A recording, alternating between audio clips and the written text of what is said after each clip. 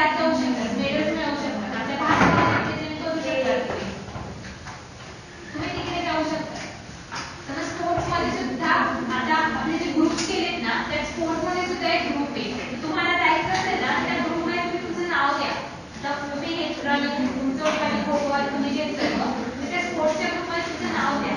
ते इंचार्ज असतील ना, तुम्हाला सगळी इन्फॉर्मेशन देतील आणि तुम्हाला पुढे एक्झामसाठी सुद्धा हेल्प करतील.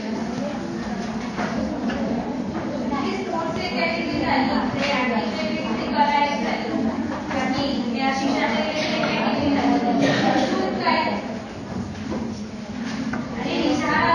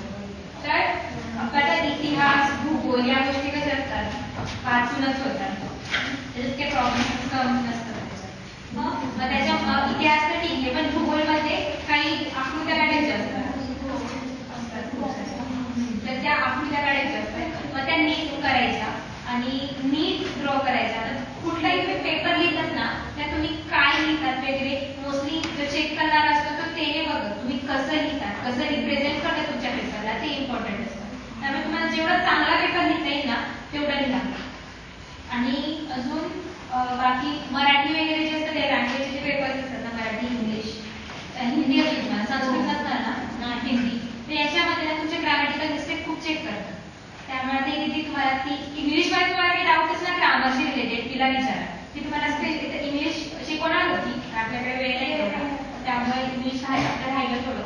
तुम्हाला इंग्लिश बद्दल काय डाऊट असेल? इंग्लिश ग्रामर स्पेशली, कारण इंग्लिश हा असा विषय आहे त्याच्यामध्ये खूप कमी लोकांना खूप जास्त मार्क पडतात.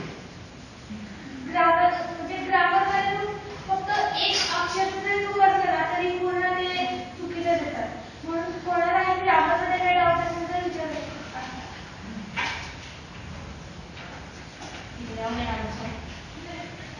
आता ऍज अ ह्युमन म्हणजे तुम्ही जसे आता आहात, एक मेन गोष्ट तुमची पर्सनॅलिटी तेवढी डेव्हलप करायला हवी. तुम्ही कसे बोलतात, तुमची कम्युनिकेशन स्किल थोडं भारी असायला पाहिजे. आणि जर तुम्ही पुढे जॉब करणार असणार ना तर मग तुमची कम्युनिकेशन स्किल खूपच भारी पाहिजे.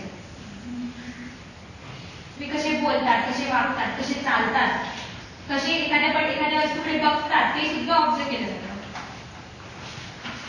तर ह्या गोष्टी ज्या आहे ना ते डेव्हलप करण्यासाठी जे काही गोष्टी असतात ते तुम्हाला क्रॅक करायला लागतात. आता पर्सनॅलिटी डेव्हलपमेंटसाठी